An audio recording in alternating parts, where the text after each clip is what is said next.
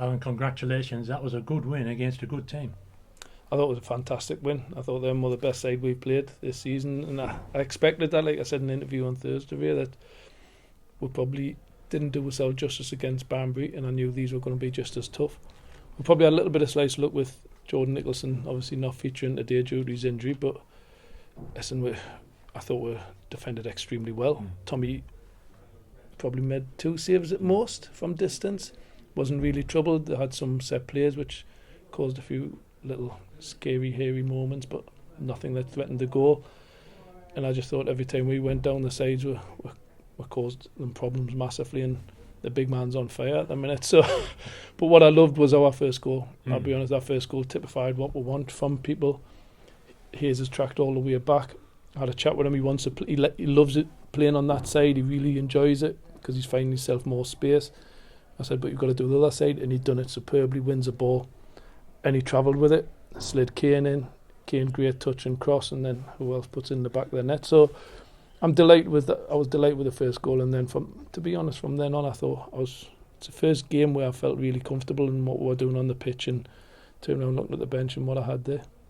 Talking about that first goal though, Becky had been back defending and he glanced a free kick away before Jacob picked it up. So it just goes to show that he's not just a goal scorer, he's a very good all-round player. He's been brilliant for Becky. His all-round game is improving constantly, and say in both boxes he's winning headers, massive defensive headers for when we need it, and then he's turning up on the right spot constantly at this moment in time. It's such a shame that third one didn't count.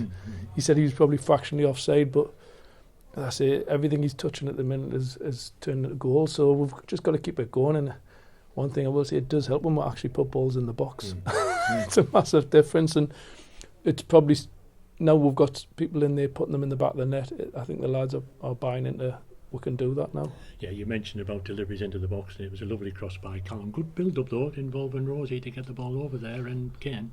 Again, brilliant. I think Jared wins the ball back here, and it comes into Ben, and Rosie makes a run that probably some of the midfielders don't do, and he runs behind their midfielders, receives it higher, which breaks a line straight away. Then the ball goes wide, and it's a great delivery from Griff, and Becky does what he does best. Clean sheet, only the second of the season, which is also a big boost, isn't it? Massive boost, because they deserved it today. I thought they defended ever so well. Big Gashy up top there causing a few problems. He's backing into them. Once we've pushed him up and stopped him dictating where he wanted to play, and we'll stop that game plan from them, it was a lot better in that second half. But we'll let him have a little bit of a play for 20 minutes, and I wasn't too keen on that way. We were allowing him to dictate where he wanted to play, but they took the instructions on well, and then it was great to get Big Wheats back on the pitch, and once he got into the back five, I knew we would see the game through. You had to change things though during the game, because lost Adriano Moki just before half time, then Jacob Hazel in the second half. Like I said, the Southport game was massively important for me to get players ready for this kind of thing, and look what happened. Moki gets injured, Rosie comes on and involved in the second goal, and you could see how composed Rosie was in that game. And then Jared never got on last week, but he comes on, he gets his minutes a day, and Tuesday again we'll probably have to change it. Some of the work ethic that the lads put in today was phenomenal.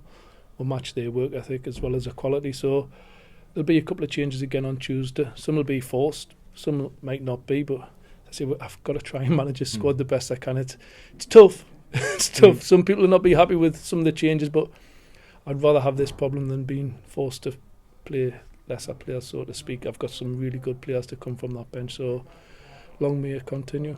Yeah, we're fifth in the table now. Not that you look at the table much, but hopefully we can maintain that on Tuesday v Blythe. I just look at how many games we've played and how many points we've got here, and at the minute we're probably a point behind where I would have liked to have been. You try to average 2 points a game, and that'll get you some way. Without a shadow of doubt, that'll get you up there. But if we can maintain this form that we're on at this moment in time, then great.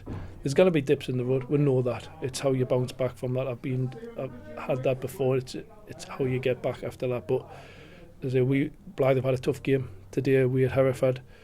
We've got a long journey. Hopefully we can take advantage of that. But it's going to be an extremely tough game again. As I said, no game's easy in this league. Where no one gives in. You could see 2-0 down today, Peterborough, and the fullbacks are still overlapping. Lads coming off from cramp. That's when you've got lads buying into what their manager's doing. So, and today you could see how our lads working their socks off. As I say, I was delighted with the work rate with them because they matched them, and the quality shone through in the end.